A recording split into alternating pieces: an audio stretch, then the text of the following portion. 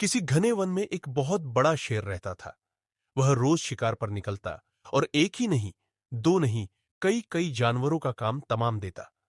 जंगल के जानवर डरने लगे कि अगर शेर इसी तरह शिकार करता रहा तो एक दिन ऐसा आएगा कि जंगल में कोई भी जानवर नहीं बचेगा। सारे जंगल में सनसनी फैल गई। शेर को रोकने के लिए कोई न कोई उपाय करना जरूरी था। एक दिन जंगल के सारे जानवर इकट्ठा हुए और इस प्रश्न पर विचार करने लगे।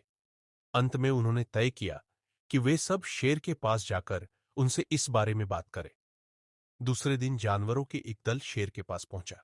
उनके अपनी ओर आते देख शेर घबरा गया और उसने गरज कर पूछा, क्या बात है?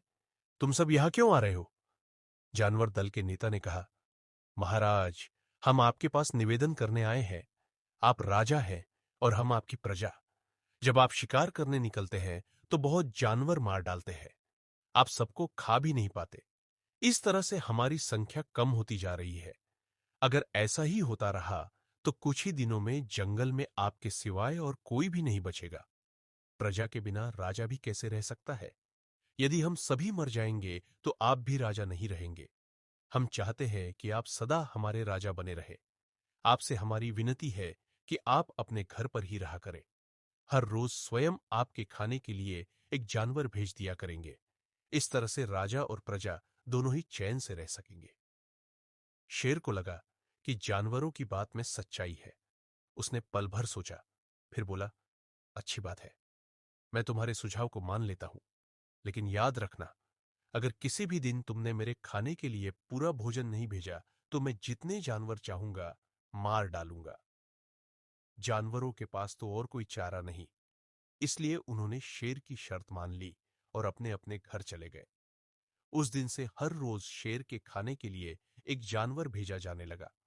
इसके लिए जंगल में रहने वाले सब जानवरों में से एक एक जानवर बारी बारी से चुना जाता था। कुछ दिन बाद खरगोशों की बारी भी आ गई। शेर के भोजन के लिए एक नन्हे से खरगोश को चुना गया।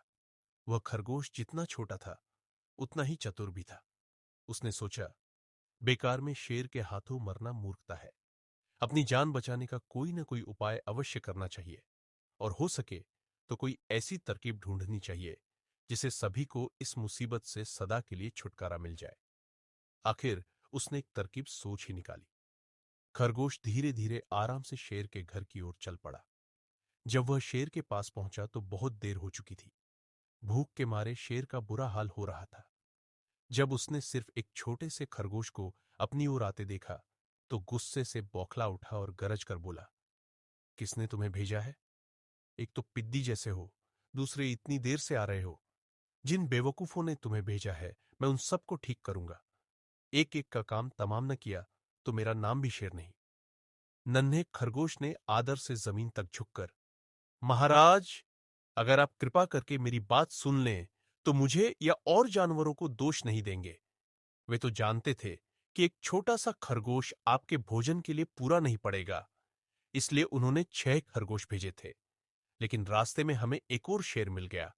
उसने 5 खरगोशों को मारकर खा लिया। यह सुनते ही शेर दहाड़ कर बोला, क्या कहा? दूसरा शेर? कौन है वह? तुमने उसे कहां देखा? महाराज, वह तो बहुत ही बड़ा शेर है। खरगोश ने कहा, वह जमीन के अंदर बनी एक बड़ी गुफा में से निकला था। वह तो मुझे ही मारने जा रहा था, पर मैंने उससे कहा, सरकार, आपको पता नहीं कि आपने क्या अंधेर कर दिया है। हम सब अपने महाराज के भोजन के लिए जा रहे थे, लेकिन आपने उनका सारा खाना खा लिया है। हमारे महाराज ऐसी बातें सहन नहीं करेंगे। वे जरूर ही यहां आकर आपको मार डालेंगे।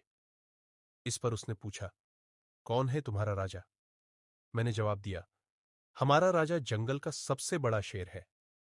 महाराज, मेरे ऐसा कहते ही वह गुस्से से लाल पीला होकर बोला, बेवकूफ, इस जंगल का राजा सिर्फ मैं हूं। जानवर मेरी प्रजा है। मैं उनके साथ जैसा चाहूं वैसा कर सकता हूं।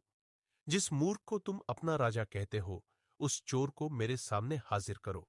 मैं उसे बताऊंगा कि असली राजा कौन है। महाराज, इतना कहकर उस शेर ने आपको लिवाने के लिए मुझे यहां भेज दिया। खरगोश की बात सुनकर शेर को बड़ा गुस्सा आया और वह बार बार गरजने लगा। उसकी भयानक गरज से सारा जंगल दहलने लगा। मुझे फौरन उस मूर्ख का पता बताओ। शेर ने दहाड़ कर कहा। जब तक मैं उसे जान से न मार दूंगा, मुझे चैन नहीं मिलेगा। बहुत अच्छा महाराज, खरगोश ने कहा। मौत ही उस दुष्ट की सजा है। अगर मैं और बड़ा और मजबूत होता तो मैं खुद ही उसके टुकड़े टुकड़े कर देता। चलो, रास्ता दिखाओ, शेर ने कहा। फौरन बताओ किधर चलना है। इधर आइए महाराज, इधर।